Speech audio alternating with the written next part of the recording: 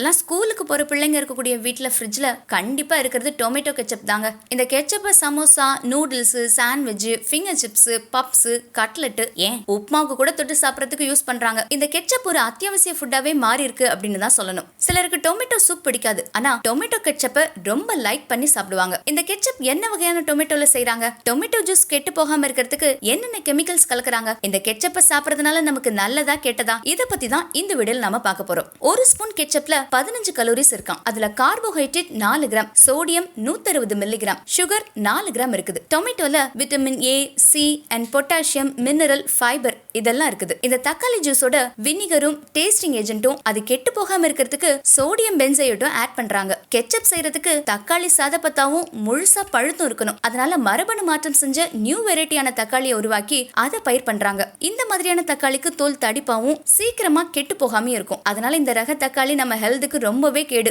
இந்த கெச்சப்ல சேர்க்கக்கூடிய colouring agent நம்ம உடம்புல அலர்ஜி உண்டாக்கும். ஆர்டிபிஷியல் ஸ்வீட்னர் தான் கெச்சப் தயாரிப்புல மூலப்பொருளா இருக்குது. இதனால உடம்புல பிளட் சுகர் லெவல் இன்க்ரீஸ் ஆகும். தக்காளில இருந்து நமக்கு கிடைக்கக்கூடிய முக்கிய சத்தே விட்டமின்ஸும் ஃபைபரும் தான். ஆனா கெச்சப் தயாரிப்புலயும் சரி, அது ப்ராசஸிங் ஆகும்போதும் சரி, இந்த ரெண்டு சத்துமே அஃபெக்ட் ஆகி கெச்சப்ல சத்தே இல்லாம வெறும் கலோரிஸா தான் நம்ம சாப்பிடுறோம். அதனால சூடான சமோசாவோட தொட்டு சாப்பிடுற கெச்சப்பை எப்பயாவது பார்ட்டி ஹோட்டல்ல சாப்பிடுறது தப்பில்ல. ஆனா தினமும் வீட்ல யூஸ் பண்ணாதீங்க. இந்த கெச்சப்புக்கு பதிலா கொத்தமல்லி சட்னி, புதினா சட்னி இதெல்லாம் வீட்லயே செஞ்சு சாப்பிடுங்க. இதுதான் நம்ம ஹெல்த்துக்கு ரொம்பவே நல்லது.